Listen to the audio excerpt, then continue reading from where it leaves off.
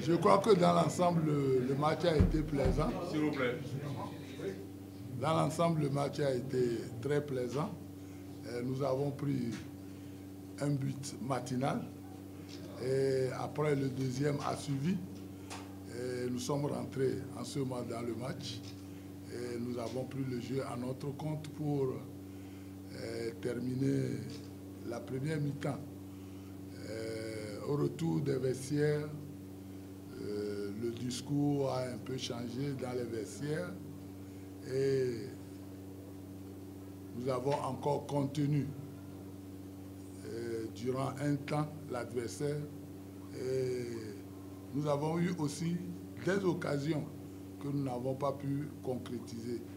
Et vous aurez pu constater avec moi qu'en deuxième mi-temps, l'adversaire n'a marqué qu'un seul but. Bon, tout ça là, c'est des enseignements. Certes, nous sommes venus apprendre dans la cour des grands et nous avons joué à fond nos chances, mais comme Dame Chance n'était pas avec nous, bon, on repart sur un score de 3 buts à 0. Oui. Bon, après la succession de matchs, ça y est, maintenant, on était pratiquement pendant une dizaine de jours, et même plus, sous beaucoup de pression. On a beaucoup souffert. Bon, le dernier match, l'avant-dernier match, le match de Coupe d'Afrique de la dernière fois. Vous avez vu maintenant que l'équipe, à chaque fois, il y a des changements concernant surtout la défense. Pratiquement, on a perdu tout l'axe. Mais une équipe se prépare avec les joueurs, et les joueurs qui ont remplacé les joueurs, ils étaient bien. C'est ça, ce qui m'a plutôt... Je suis satisfait parce que malgré les changements, l'équipe, elle est toujours là. On n'a pas senti qu'il y a la différence entre le joueur qui était là et le nouveau joueur. Ça, c'est une grande satisfaction pour l'équipe de Wydad. Je pense qu'on prépare. Concernant le match d'aujourd'hui, je pense qu'on a mis toutes nos forces, surtout de travailler très haut, essayer de marquer le plus vite possible. Ce qu'on a réussi, entre le premier but et le deuxième but, on aurait pu marquer le troisième but. Je pense que le troisième but qu'on a marqué, il n'y a pas d'enjeu. Malheureusement,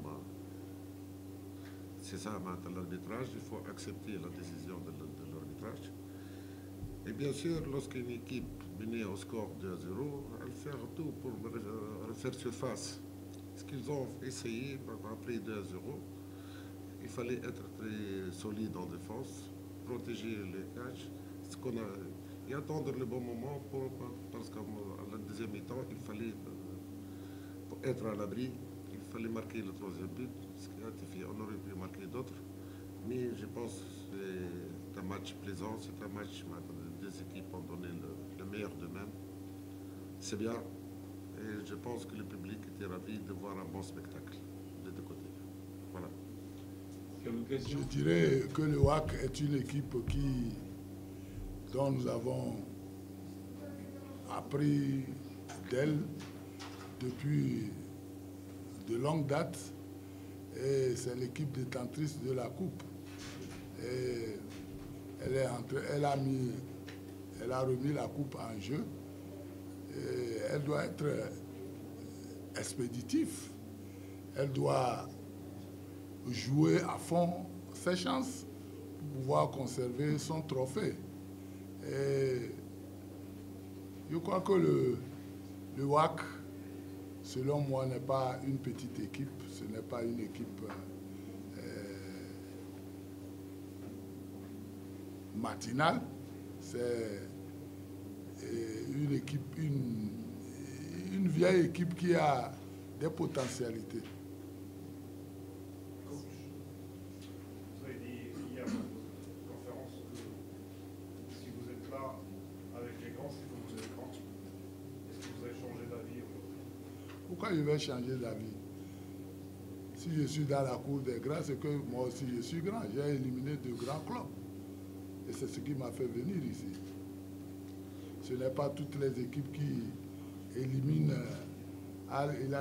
du Soudan.